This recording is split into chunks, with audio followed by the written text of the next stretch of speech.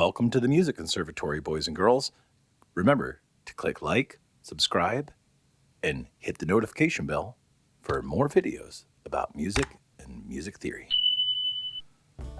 Today, we're going to learn about how to write music on the staff. Not a shepherd staff, but a music staff. Learning to read music is really fun, and no matter what country you live in, you read music the same. In fact, some people call music the universal language. For example, if I had a piece of violin music, I would read it the same as someone from Russia or Brazil would, because the musical alphabet is the same. A music staff has 5 lines, and between the lines, there are 4 spaces.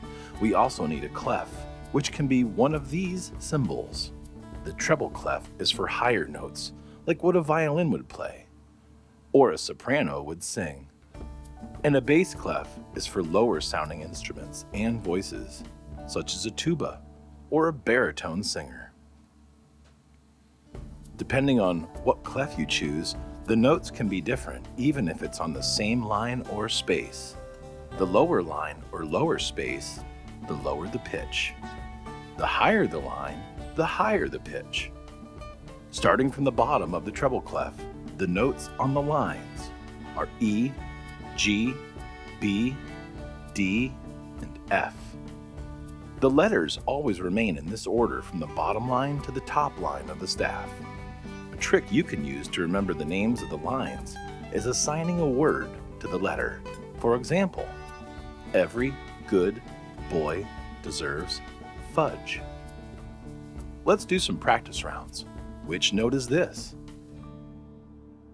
I can see that it's not on the first, second, or third line, but it's on the 4th line. So if we stop on our 4th word, every good boy deserves. Deserves starts with a D, so the note on the 4th line is D. Let's do another one. Can you figure out this note? It's not on our 1st line, it's on our 2nd.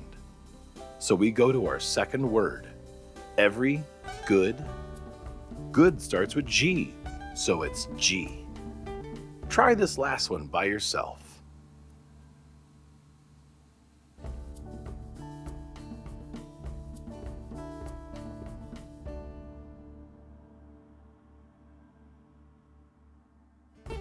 If you got F, then you're correct. Now that you know how to find the notes and the lines of the staff, what do we do about the spaces? Well, there's 4 spaces, F, A, C, and E. And that spells face. As long as you can remember the word face, which rhymes with space, then you can remember what notes are in the space. Let's get some practice with naming our notes in the space. How about this first one? Can you figure out which note it is?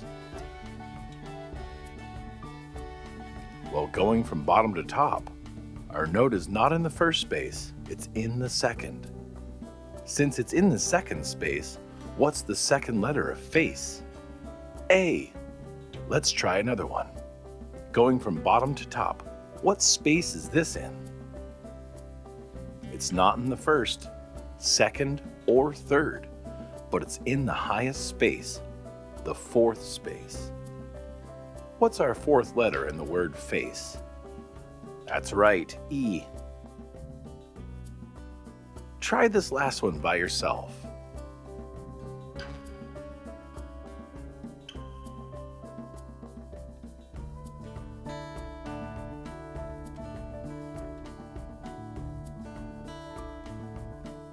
If you said C, you were correct.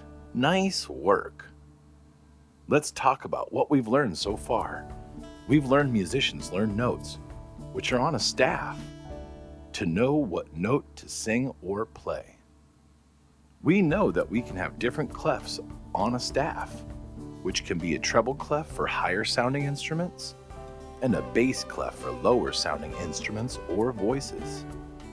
We also learned that there are 2 types of notes, notes on a line and notes in the spaces. In fact, there are 5 lines and 4 spaces between those lines. If they are on a line, we use the saying, every good boy deserves fudge, to remind us that the notes are the first letter of those words going up: E, G, B, D, and F. And if they are in the space, we use the word face to remind us that they are letters of this word: F, A, C, and E. Now that we reviewed, take a moment to figure out these 6 notes. Be careful, these notes could be on a line or a space. You will have to look at them extra careful.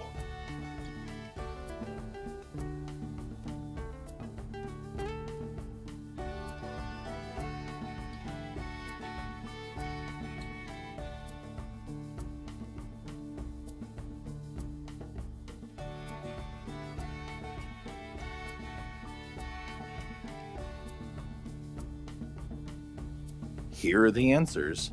How did you do? Learning to read notes can be tricky, but you did an awesome job. Keep up the good work, my musical friends. For more videos, click like, subscribe, and the notification bell to get more notifications from the Music Conservatory. Have a great day and keep on rocking.